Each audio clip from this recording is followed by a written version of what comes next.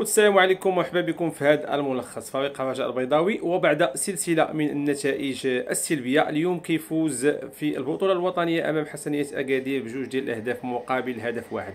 شوفوا معنا خوتي هذا الملخص، وإلا جات على خاطركم ديروا لنا لايكات وشي تعليقات محفزة. نتلاقاو في الأخير. حسنية أكادير الذي يستقبل فريق الرجاء الرياضي البيضاوي في مواجهة سيبحث كل طرف عن تحقيق الفوز وانتزاع النقاط الثلاث لهذه المباراة. فريق حسنية أكادير صاحب الرتبة التاسعة 19 نقطة، مولي الجولة الماضية بهزيمة خارج الميدان أمام فريق نهضة بركان بهدف واحد، وكانت هذه هي الهزيمة الخامسة لفريق حسنية أكادير هذا الموسم. نتائج تدفع بأشبال المدرب عبد الهادي السكتيوي إلى نفض غبار التواضع وتحقيق فوز خلال هذا اللقاء كي تكون الانطلاقة الحقيقية لفريق حسنية أكادير ولإرضاء جماهيره الكبيرة، جماهير التي تغيب عن هذه المباراة، جمهور قليل الذي سيتابع هذا اللقاء.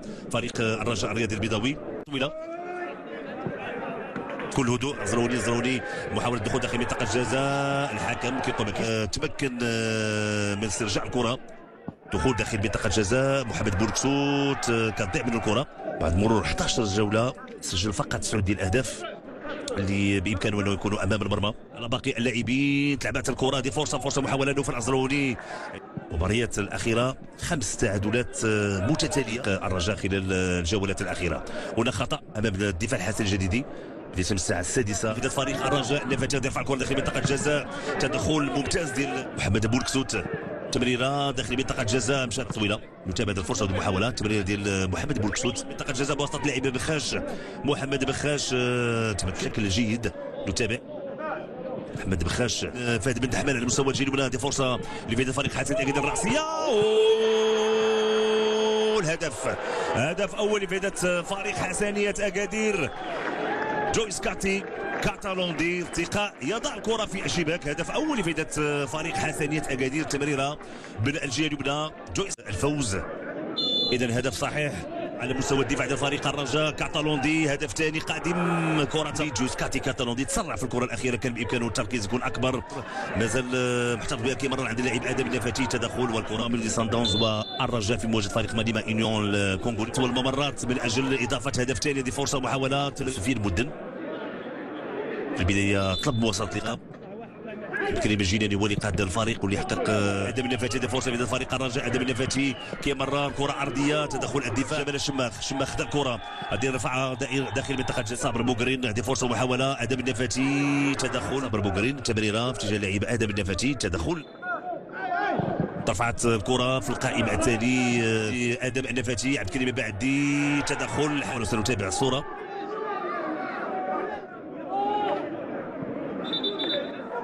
نتابع المحاولة لعبة الكرة طويلة، تدخل ياسين رامي الأخيرة. أول إنذار، أول بطاقة فريق حسنية أكادير بحث عن إمكانية التمرير، عرضية فرصة تدخل بواسطة اللاعب نوف الزروني في القائمة الثانية، فرصة والهدف، هدف تعادل لفائدة فريق الرجاء. آدم النفاتي هو اللي وضع الكرة في الشباك، تمريرة في القائمة الثاني، المتابعة وهدف لفائدة فريق الرجاء الذي يتمكن من حسنية أكادير. كاتالوندي بعيد على اتجاه لاعب يونس النجاري، كرة بالراس عند البحث بالورقه وبالانذار. فهد بن دحمان كيرفع الكرة مباشرة، تدخل الحارس البيضاوي بالتالي كسر هذا الرقم. قبل يجي الوصله جمال الشماخ رفع الكرة داخل منطقة الجزاء، فرصة عملية طلب مواصلة اللقاء. جمال الشماخ يمرر داخل منطقة الجزاء، مساحة بوركسوت رفع الكرة ولكن مشات سهل.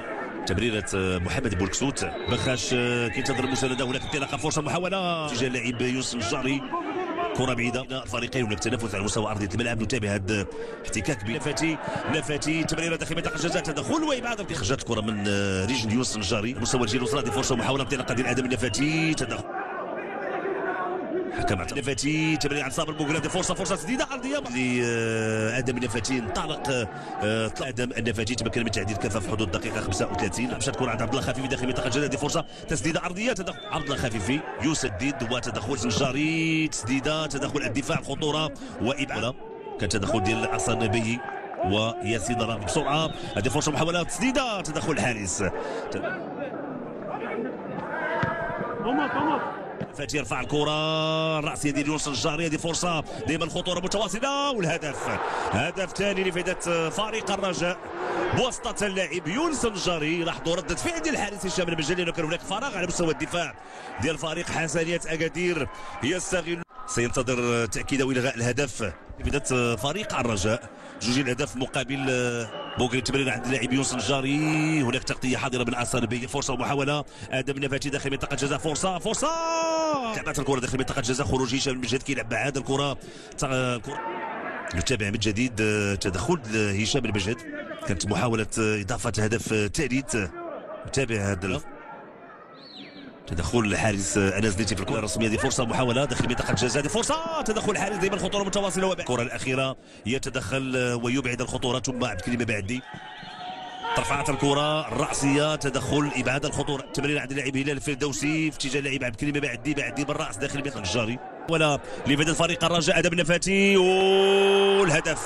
الهدف الثالث لفائده فريق الرجاء ادم النفاتي. اعتقد ينهي كل شيء ويهدي 3 نقاط لفريق الرجاء وينهي كذلك حاله استعصاء لريكاردو اكيد ريكاردو سابينتو المدرب البرتغالي. يتابع الفرصه وهذه المحاوله تمريره لادم النفاتي. كشف وضعيه التسلل. خذ الكره بهذا الشكل وبهذه الطريقه ويضع الكره في شباك الحارس هشام المجهد. كما قلت فريق الرجاء سيعتمد على المرتدات السريعه والمرتدات السريعه تعطي الاكل ديالها في هذه الانفاس الاخيره. وفي الوقت بدل الضائع ادم النفاتي يسجل هدف ثالث لفائده فريق الرجاء ويقرب الرجاء من الفوز والانتصار. اكيد انتصار المقابله ديال اليوم الخوت ضد حسنية اكادير. حسنية اكادير هي اللي كانت مستقبله لكن او نظرا لان الملعب ادرى باكادير كيخضع لاصلاحات استعدادات لكاس افريقيا فالمقابله تلعبات خارج مدينه اكادير.